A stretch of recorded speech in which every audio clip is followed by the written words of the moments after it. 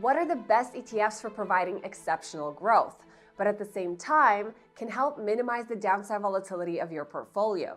I've been a very big fan of high-income ETFs like covered call ETFs, which use a covered call strategy on their underlying holdings to collect premium income, which is then distributed to investors in the form of a dividend yield that's usually upwards of 10 to 12%. These ETFs provide a steady flow of cash for income investors and retirees and help facilitate consistent dollar cost averaging, which is amazing, and they help protect your portfolio thanks to their high dividend yield that acts as a perfect counterweight to a dropping stock price. Now, the overall purpose of these investments is to capture the least amount of market volatility by using options to generate the dividend yield, giving income investors and conservative investors a dream instrument to park their cash. The lower the beta value of an investment, the more suitable it is. But unfortunately, they're not perfect and they're not for everyone. I've mentioned time and time again that these investments have two major flaws. For one, they always leave the downside volatility completely open and vulnerable, but they limit the upside potential through their covered call strategy. And a direct consequence of this is the limited ability to recover the net asset value after a major drop has occurred. Now, I will be going through this in detail in another video because NAV depletion is the #1 thing you want to avoid with high income investments. And I've always said that a fund's downside volatility should not significantly exceed its capital appreciation ability,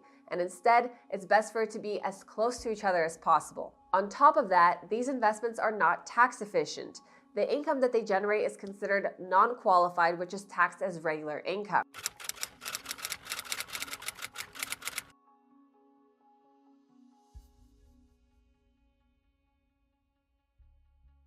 So not only is your upside potential limited thanks to the covered calls, but your total return is also taking a hit thanks to high taxation. So the total return you're seeing on paper is not what you're actually getting at the end of the day. Now, if you're investing in a tax-deferred account like a Roth IRA, then you wouldn't have to worry about this. But it is important to remember that Roth IRAs are not available to everyone and they do have annual contribution limits. The income limit is currently $160,000 MAGI, which is modified adjusted gross income per person per year, so not everyone is eligible. And international investors can be subject to another layer of taxation due to international laws with the United States, like myself, which can put a heavy drag on the total return. So the question now is there something better? An investment that could provide the same downside risk mitigation and overall total return without the heavy tax burden that will eat into your profits?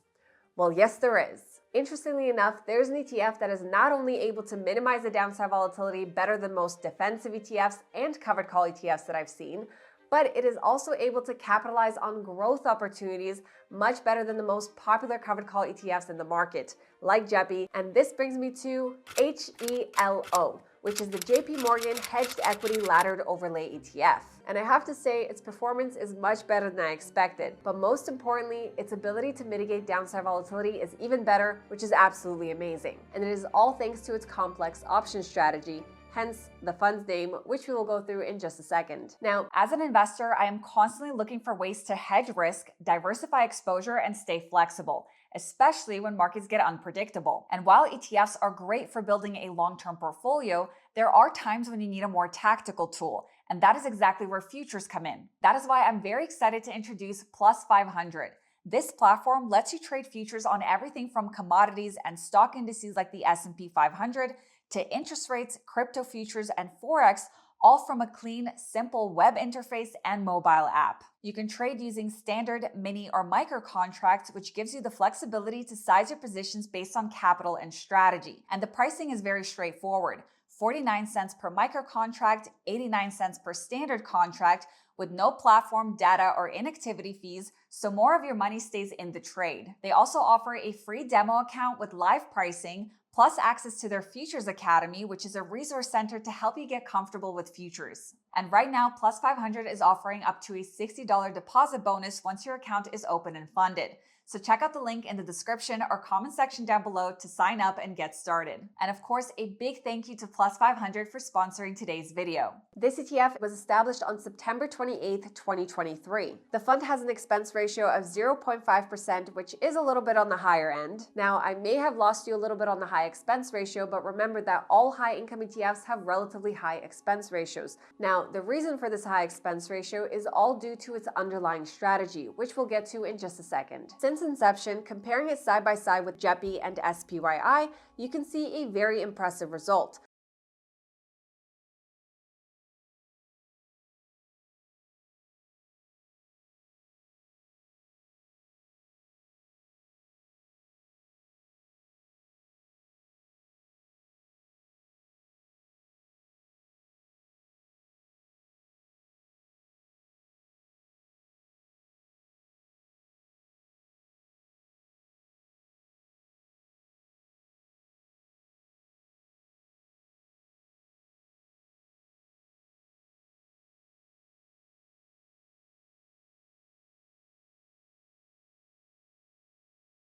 And remember, this is including JEPI and SPYI's massive dividend yield of 9 and 12% respectively. But what really caught my attention is this section right here. The markets took a very heavy downturn. HELO was amongst the very few ETFs that was able to outperform every single one of these. And again, the fund is doing this without the use of a dividend yield, which means it's an extremely tax-efficient way to minimize downside volatility. Many of you may be wondering why not simply invest in a value ETF that is known to be a very defensive and great conservative investment. Well, this is strictly because of the cyclical nature of the markets. 2023 and 2022 is a perfect example. Tech stocks took over, with the Magnificent Seven returning majority of the Nasdaq 100 and the S&P 500's returns. But value sectors and ETFs heavily underperformed. And sure, you were able to mitigate downside risk in 2022, but you completely missed out on everything in 2023. So now the question is it really worth missing out on the potential outperformance of those major technology companies? I simply don't think that it is.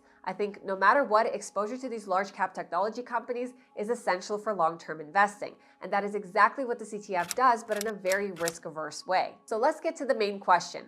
How does this ETF work? Taking a look at the fund's prospectus, it states that HELO actively manages a large cap US equity portfolio with a laddered options overlay that seeks to provide downside protection while foregoing some upside potential. The fund aims for enhanced risk-adjusted returns over a full market cycle with lower volatility than traditional equity strategies. Okay, I know that was quite a lot, but there's two key things to focus on: the holdings and the laddered options overlay. To begin, one very important detail that I missed before is how the fund's holdings compare to the S&P 500. The fund's asset allocation is identical to the S&P 500. However, you can see that the fund only holds 179 individual stocks as opposed to 500. And I feel that with fewer individual holdings, the fund has a better ability to appreciate in value because it won't suffer from over-diversification, which would put a heavy drag on its growth potential. And you can actually see this with funds like OEF, which invests in the top 100 stocks within the S&P 500. This ETF has a much better ability to appreciate in value compared to the S&P 500. So now, what does laddered options overlay mean? Let's break down the description piece by piece so you can get a better understanding, because I swear it's not as complex as it sounds. So first, the fund seeks capital appreciation by investing in large cap US stocks, as mentioned. But then the fund looks to provide continuous market hedge by using a put spread collar. A put spread collar is made up of two components: the put spread and then the collar. A put spread is when an investor buys a put option and then simultaneously sells the put option, and these put options have different strike prices. So what this fund does is it purchases a put option that is out of the money and then sells a put option that is further out of the money. So for example, if the S&P 500 sits at $400, a put spread could be buying a put option at a strike price of $390 and then selling a put option at a strike price of $380. Now, I'm sure you're wondering, what is the significance of this strategy? You see, when you buy a put option, you're essentially taking a short position. This put option will increase in value if the underlying stock drops in value. That is why buying puts is used as a hedging tactic. However, there is a major problem. Purchasing a put option can be quite expensive.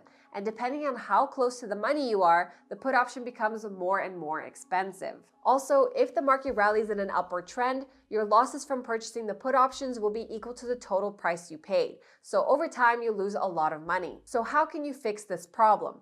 This is where the first solution comes in, which is the put spread. So by selling an additional put option that is further out of the money, you receive a premium, which is then used to fund the purchase of the put option. So you're still getting the hedging benefits of purchasing a put option, but you're doing so at a much cheaper price. Granted, the price change of the put spread will not be as much as the individual put option. So now let's move on to the collar. You see, even if you're doing a put spread, you're still going to have to pay money out of your own pocket to fund the purchase. And unless the underlying stock drops in value, you're going to lose a lot of money in the long run. However, this fund fixes that problem by selling a call option as well.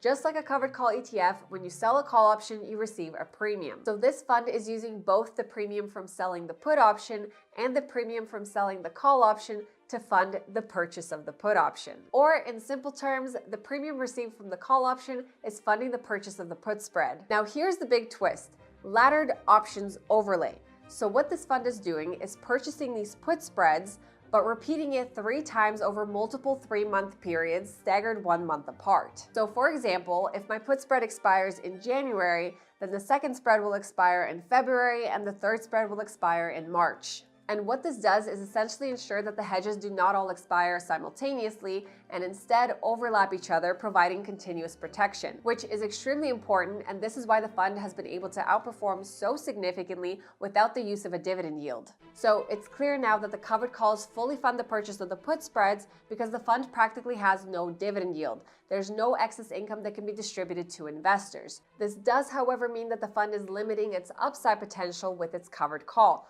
just like any other covered call ETF.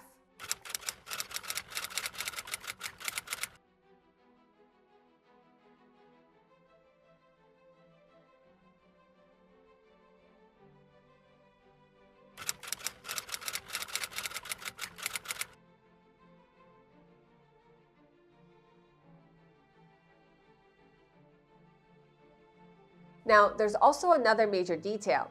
The fund is only using a small portion of its assets for this laddered put spread collar. A large majority of their assets are invested in large cap US stocks that will be able to significantly appreciate in value. Overall, I feel that this ETF has a very specific purpose. It is great for conservative investors who want that exposure to the market without exposure to 100% of the downside volatility. So for high earners who exceed the eligibility of a Roth IRA and international investors, if you want exposure to the market but you are more on the conservative side, this could be a perfect investment. And that is all for this one. If you haven't yet, make sure you subscribe to my channel and hit that thumbs up button for the YouTube algorithm.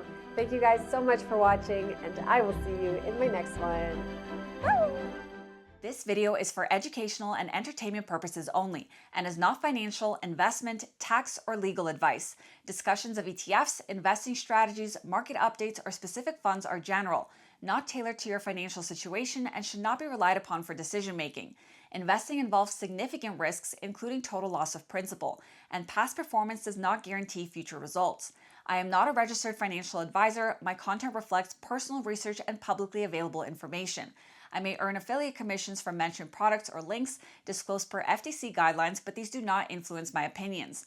Always consult a licensed financial professional and verify information independently. By watching this, you agree I am not liable for any losses or consequences from your actions. International viewers should consult